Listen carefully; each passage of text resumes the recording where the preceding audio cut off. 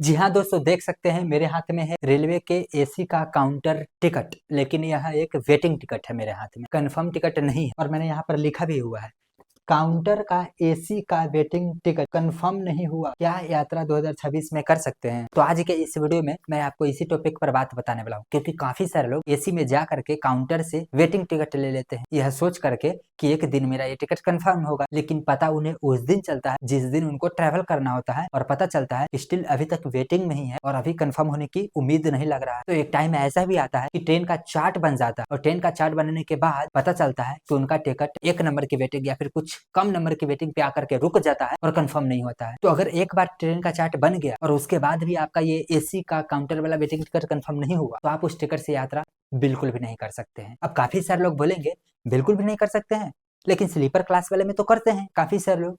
तो स्लीपर का एक अलग नियम है, एसी का एक अलग नियम है, काउंटर का वेटिंग टिकट का। लेकिन इससे भी आप यात्रा कर सकते हैं वेटिंग टिकट से, जो कि मैं आपको थोड़ा सा 1-2 मिनट वेट करिए, बाद में बताऊंगा। सबसे पहले मैं बताऊंगा कि आप यात्रा क्यों नहीं कर सकते हैं, और उसके बाद मैं बताऊंगा अगर आपको यात्रा करना है तो आप कैसे यात्रा कर सकते हैं। आइए चलिए 1 बाय 1 हम बात करते हैं। तो सबसे पहली बात, आप इस काउंटर के एसी को वेटिंग टिकट से यात्रा इसीलिए नहीं कर सकते हैं क्योंकि इंडियन रेलवे का यह एक रूल है कि अगर आपका ये काउंटर का वेटिंग टिकट कंफर्म नहीं हुआ तो एसी, चूंकि एसी का ये टिकट है, तो आप एसी डब्बे में भीड़ नहीं लगा सकते हैं। अब एसी डब्बे में भीड़ अगर आप नहीं लगा सकते हैं, और अगर जैसे ही ये टिकट को लेकर के चढ़ जाइएगा, मान के चलिए गलती से आप एसी डब्बे में, और अगर आप अब यात्रा करने वाले, लेकिन अगर आपने मेरा बात नहीं माना, उसके बाद भी आप क्या चाहते हैं, ट्रैवल करना, तो ये काउंटर का वेटिंग टिकट लेकर के एसी डब्बे में आप चढ़ गए, और चढ़ने के बाद पता चलता है जैसे ही टीटी आपसे पूछता है तो आपको देखता है एसी का वेटिंग टिकट, तो वो क्या करता है, क्योंकि टीटी के पास पूरा राइट है कि वो आपको स्लीपर डब्बे या फिर जनरल डब्बे में भेज सकता है, भले ही आपका एसी का टिकट ही क्यों ना हो। क्योंकि आपका एसी का कंफर्म टिकट नहीं है, वेटिंग टिकट है, तो आपको उस ट्रेन में कोई भी सीट दिखेगा नहीं, आपका टिकट, आपका कोई भी सीट होगा ही नहीं, तो आप एसी डब्बे में भीड़ नहीं लगा सकते हैं जनरल डब्बे की तरह। इसीलिए टीटी के पास पूरा यह राइट है कि वो आपको जनरल या फिर स्लीपर डब्बे में भेज सकता है, क्योंकि आपके पास एसी का वेटिंग टिकट है, इसलिए पेनाल्टी चार्जेस वगैरह तो बिल्कुल भी नहीं लगाया जाए। तो आप लोगों को खुद बताइए कि एसी का ये महंगा टिकट लेकर के आप स्लीपर में या फिर जनरल में यात्रा करना चाहते हैं, 2-3 हजार का टिकट लेकर के, मतलब स्लीपर क्लास के टिकट के कंपेरिजन में एसी का टिकट तो महंगा ही होगा, ज्यादा दामों में ही होगा। तो क्या आप ज्यादा दामों का टिकट लेकर के स्लीपर या फिर जनरल डब्बा में यात्रा करना चाहते हैं?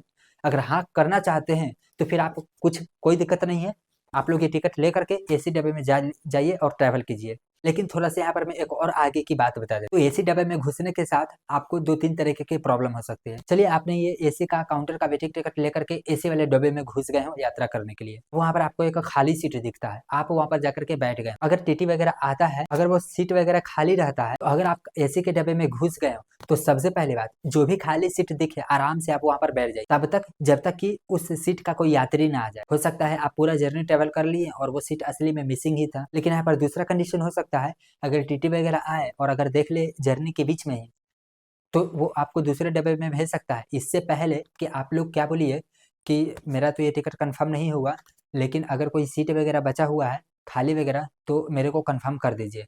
क्योंकि आपने एसी का टिकट ले रखा है, इसलिए कोई भी पेनाल्टी चार्जेस वगैरह बिल्कुल भी नहीं लगेगा, याद रखिए मेरे इस बात को। तो अगर कोई सीट वगैरह खाली रहेगा, टीटी के नज़र में वो चेक करेगा, तो आपके नाम से वो सीट बिल्कुल हो जाएगा।